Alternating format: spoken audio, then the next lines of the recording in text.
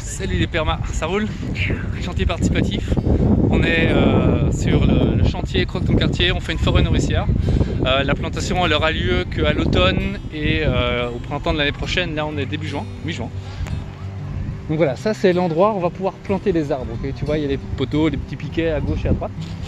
Donc ce qu'on veut déjà faire avant de pouvoir planter les arbres, c'est déjà préparer le terrain. Donc classique, on fait une petite lasagne avec la matière organique qu'on a, une couche de carton tout d'abord pour empêcher l'herbe de pousser, les adventices, tout ça. Même si c'est très chouette, on a quand même un... ouais, personnellement j'aime bien aussi les adventices parce que ça fait de la racine, ça vient décompacter le sol, ça fait un travail très important. On a quand même un travail ici d'acceptation sociale, donc il va petit à petit. On va commencer d'abord avec du carton, pas trop d'adventices, on va choisir les plantes qu'on fait pousser.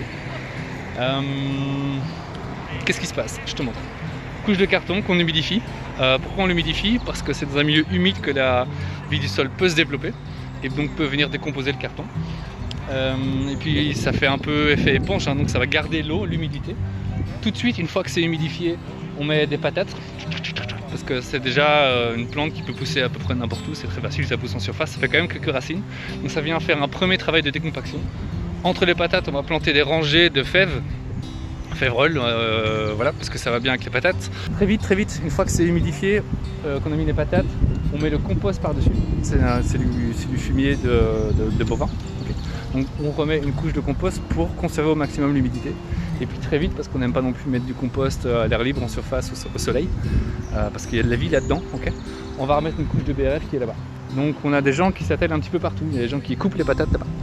On va les voir, On coupe les patates. Pourquoi on coupe les patates? Parce que sur une patate, il peut y avoir plusieurs germes. Des germes qui vont à gauche, qui vont à droite, qu'on coupe en deux, parce qu'il faut un germe par morceau de patate. On met le germe vers le haut, parce que c'est le germe qui va faire la plante après. Okay. Donc le carton, il est humidifié. La patate, tu vois, elle est plantée comme ça. Juste un trou, patate. On ne veut pas que ce soit trop gros pour éviter que l'herbe ne sorte. Tu vois là, par exemple, dans l'idéal, il faudra recouvrir ça avec un petit peu de carton. On met le compost qu'on étale. C'est ça, tout le monde est occupé, c'est génial. On met un petit piquet pour savoir où est-ce qu'on a mis les patates. Parce qu'après, entre les deux, on va devoir mettre une rangée de haricots. Puis après les BRF là-bas. C'est parti, c'est bon? Oui. On regarde l'atelier de plantation de Nac. Salut Nac, ça va? Tu plantes bien? Oh. C'est super comme le carton est tellement mou qu'on besoin d'un coup. C'est ça, c'est facile. Hein. Donc on met bien le germe au-dessus. Parfait. Tu casses le carton à la main. Tu mets la patate. Germe au-dessus. Donne. Qu'est-ce qu'on a là? Le compost, super. C'est en état de compost. Dès que le compost est mis, on arrose pas. Non, tu veux pas mettre de l'eau là-dessus parce que sinon ça va se lessiver. Tu vois, l'eau elle va ruisseler, elle va emmener le compost avec, on veut pas. Donc on a arrosé le carton, tu vois, on l'a mis dans la bassine là. On prend le carton, on met dans la bassine, on étale, première fois. Et après avec le tuyau on continue à arroser un petit peu parce que ça s'assèche assez vite. Okay. Donc t'arroses, tu mets tes patates. Tu peux encore arroser quand même les patates, c'est pas un problème. Mais dès qu'on met le compost, t'arrêtes, c'est fini. Donc voilà, on met une petite couche de compost. Là regarde, ils ont affiné la première parcelle, je te la montre.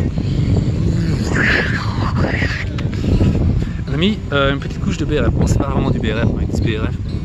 C'est des gros morceaux, c'est du bois bien brun, c'est de la grosse branche quoi. Mais c'est pas grave, il est déjà un peu décomposé, donc c'est très bien, parce que là l'objectif c'est vraiment que ça se décompose quoi, c'est d'aller faire travailler le sol, de faire ramener tous les mycéliums, les champignons, les vers de terre bien sûr, les bactéries, protozoaires, nématodes, tout ça, on veut tout ça.